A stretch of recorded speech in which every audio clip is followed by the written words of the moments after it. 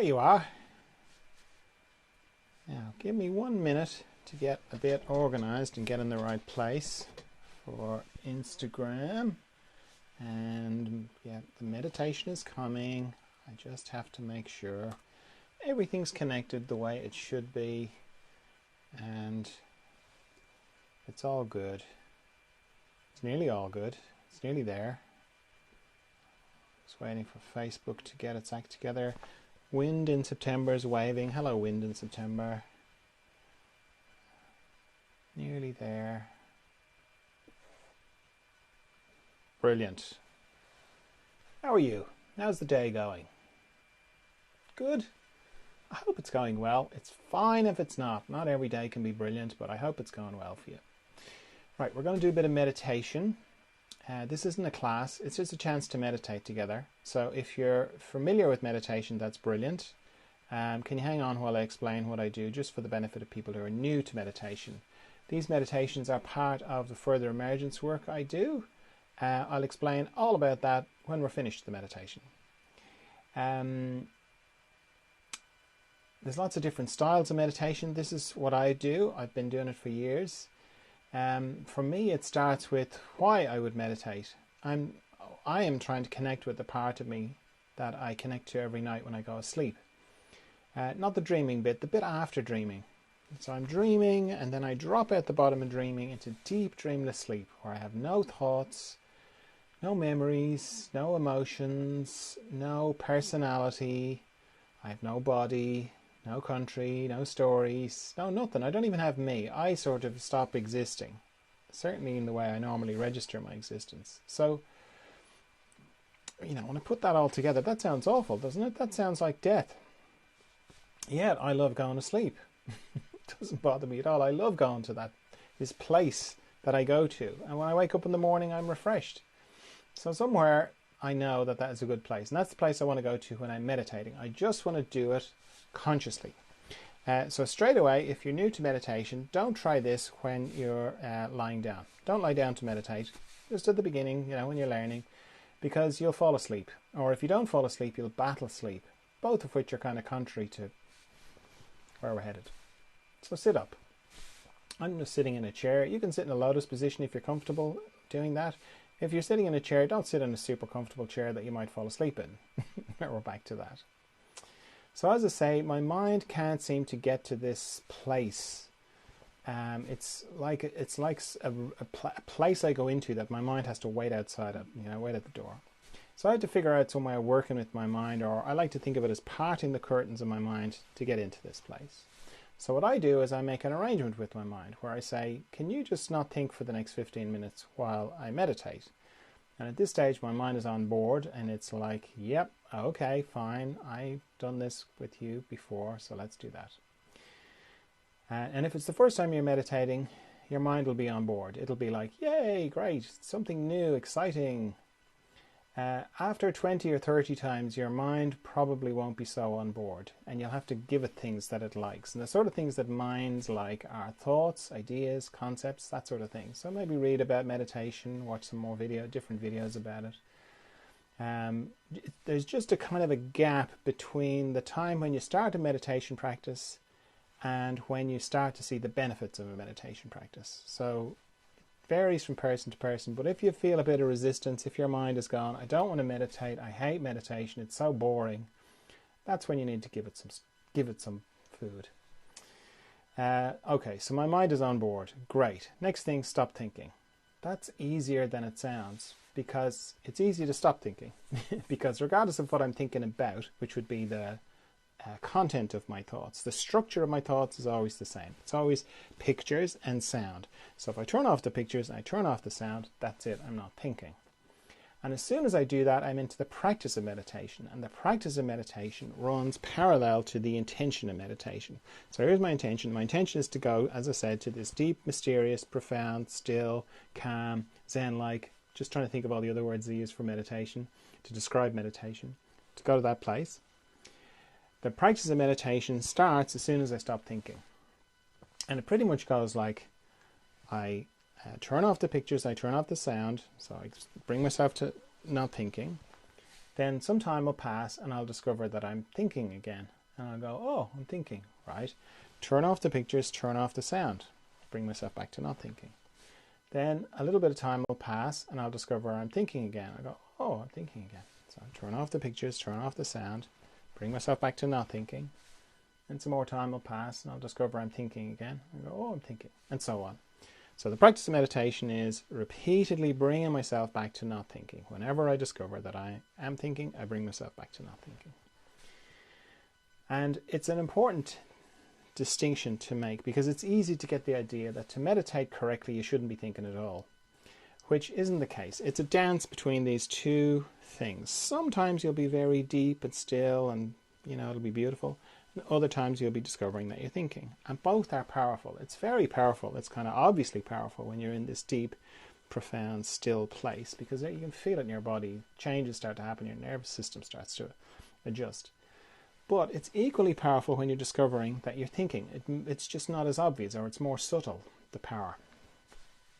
Because what happens when you discover that you're thinking is, if you're like me, the sorts of things that you'll think about are to do with you. Why did I do that? What am I going to do about that other thing? Why did I say that to that person? And so on. Now, if I'm in the middle of having one of those thoughts and I'm in the middle of meditation and I go, oh, I'm thinking, turn off the pictures, turn off the sound, I bring myself back to not thinking. Indirectly, what I'm saying to myself is, you know that thought that you were just thinking, that you thought was you and that you were it? Well, you just made that disappear. So you're not that thought. In fact, you're not any of your thoughts. You're something else. So that's very profound and powerful. And the fact that you do that repeatedly, that's very powerful as well. So the main thing is not to add to your thinking by thinking about how you're doing in meditation, thinking whether you're thinking too much or thinking that you're not doing it right. It's very simple. All that you have to do is every time you discover that you're thinking, bring yourself back to not thinking, and you're doing great. It doesn't matter how many times you have to do that, because how many times you have to do that varies. It varies day to day, and it varies hour to hour. So you could meditate in the morning, and you could, be having to bring yourself back many times from thinking, and you could meditate in the afternoon and not so much. And neither is more right than the other. The other thing I'm doing when I'm meditating is I'm scanning my body for tension. And up from my head down to my feet, back up again. And anywhere I find tension, I let it go. And I use my out breath to let it go. And I do that for two reasons. One, it's natural to just breathe it away. But the other is that it helps me bring my awareness to my breathing. Because it's quite easy to hold your breath in meditation or to stop breathing altogether. So using the out breath helps bring my awareness to my breath and helps me keep breathing nice and deeply. The other thing I'm doing when I'm scanning my body is I'm paying particular attention to any structures in my body that go across my body. Mostly my body runs longitudinally, but anywhere that goes transverse or across my body has a tendency to accumulate tension. I think of it a bit like a log going across a stream. It picks up all the twigs and the leaves and the branches and anything that's coming down the river. But in my stream, but in my body, it's tension. It picks up tension. So I'm checking my eyes, particularly my jaw, my tongue, the base of my neck, my shoulder girdle, all my joints. They're all transverse as well. So my shoulders, elbows, wrists, fingers, my heart area, my respiratory diaphragm. That's a big transverse height. All my intestines, my pelvic floor, my hips, my knees, my ankles, and my toes. Having a nice quiet room is very helpful, particularly when you're starting out in meditation, because when you close your eyes, your hearing will amplify. And one of the things that triggers thoughts is little noises or big noises. So the quieter the room, the better. And then the other thing I do to help my mind not think about things is I set a timer for how long I'm going to meditate for. Now I'm going to set my timer for 15 minutes, but if you're new to meditation, I'd encourage you to set yours for like 5 minutes and then repeat that 3 times, because 15 minutes is a long time if you're not used to it. And even with the timer, around the 7-minute mark, your mind will kick in and start going, you didn't turn the timer on, you should check, something like that. Okay? All right, so just going to make sure I start my timer. Okay, off we go into the mystery.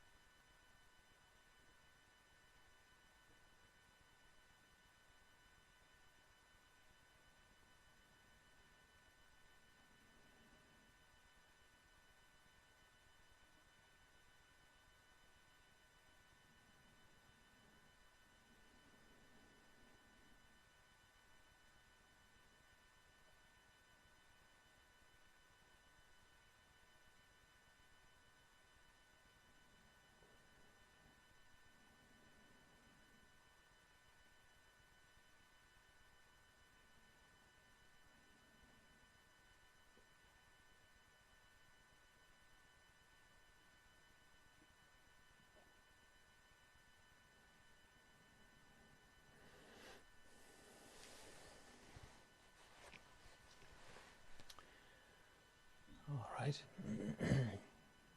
So if you feel like you've gone very deeply inside and you feel like you have to come back from somewhere, then take your time before you open your eyes. Or if you feel like you can hold the inner space and the outer space at the same time, then just open your eyes. And if when you do that, you feel like as soon as you open your eyes, you sort of lose the connection with the inner space, then you can just close your eyes again. Oh, yeah, there it is. Got it. Open your eyes again. No, lost it a bit. Close your eyes again. Connect. You can sort of use your eyes like a valve to balance the inner space and outer space so that you can hold the two together. So as I said at the beginning, these meditations are part of the further emergence work I do. Further emergence is about growth and inner growth. That's why I was saying inner growth, spiritual growth, consciousness growth, awareness growth, all that sort of growth. Because when you're growing up as a child, your body is growing, everything is great. You grow, become an adolescent, and then you become an adult, and your body stops growing, but you keep growing on the inside. And just like when you were a kid, you might have gone through a period of accelerated growth, where you get a growth spurt or growing pains. The same thing happens inside. You get periods where you go through accelerated growth on the inside. And that goes on for the rest of your life. And just like when you were a kid and you had growing pains and you said to your parents, I've got my pains, whatever, got growing pains. Your parents wouldn't have brought you to the doctor. They would have said, well, that's just growing pains. And it's, they would have tried to ease it for you, but it wouldn't have been considered something wrong, like there's something wrong with you. We need to go to hospital. And similarly, inner growth spurts are natural, but they can be misidentified, and it can be quite disorienting. And it's easy to kind of feel like, what is wrong with me? Because it can manifest in lots of different ways. So some of the ways are, as I say, disorientation, meaning disorientation in your life. Like you can just look at your life, you can wake up and go, what is this that I'm in? Who am I? How did I get here? I don't recognize myself in my life. I don't recognize my life. Yesterday I seemed to relate to everybody. Now I don't get anybody. Nobody seems to get me. It's almost like you pass through a membrane and suddenly everything looks really different. That's one way. Or you can have physical symptoms that can kind of feel like they're putting a pause on your life, like you're trying to get your attention about something. That's another way. A common thread is a sort of feeling of loneliness because you feel like you're kind of on your own with it. That's common. You can actually feel an acceleration, like things are moving very fast inside you. Or you can have the opposite thing. You can feel like you're stuck, like you can feel like a feeling of back pressure, There's lots of other ways that it can manifest. And I've been through it myself many times, and I've helped lots of other people get through it as well. So some of the things I do in further emergence are, I do these daily meditations, because the more familiar you are with your inner space, the easier it is to sort of navigate these growth spurts. And there's a lot of growth spurts going on at the moment. I do a weekly Zoom group. I facilitate a Zoom group, and that's a chance to meditate a bit more deeply, have some questions and answers, sort of sharing, and to see that there are other people that are going through this similar kind of thing. And so it helps with that feeling of isolation where you kind of go, oh, okay, it's not just me. There are other people that are going through something similar. And I video those, and they go onto the different feeds. So wherever you're looking at this, you'll probably find a previous Zoom group that you can have a look at to see what they're like. So you can come along to those. And the link for those is on the website, furtheremergence.com. And then I also take the audio from that, and there's a podcast as well for that. So you can, if you're more of a podcast kind of person, you can just listen to that and get a feeling for what that's like. And then I see people for one-to-one sessions as well. I don't have space to see a lot of people, but I do see people. And that's a combination of, I think of it as like behind the scenes and in front of the scenes work. So in front of the scenes, we're talking and we're sharing and sort of talking it through the person's experience and what they're going through. And then there's a period where we stop, turn off the cameras, and I do behind the scenes energetic distance work. So I work with the person at a distance energetically to get to help with the process. And yeah, I think there's some testimonials you can have a read of if you're curious about that. And then I've got books as well. So you can find all those on the website, furtheremergence.com, and you can read more about it. Or you can follow along on whatever channel that you're looking at this on. Facebook, Instagram, and YouTube are the main ones I post on. Yeah, so if that resonates with you, you've listened all the way, you've stayed. Most people, you know, they don't go through the whole meditation, so you're stuck here, you're still listening. Something's ringing a bell, maybe. So yeah, I'd encourage you to keep with it, keep with the process. Okay, so see you tomorrow for some more meditation. Thanks for meditating with me. Bye for now. Let's see if I can get the cameras to turn off.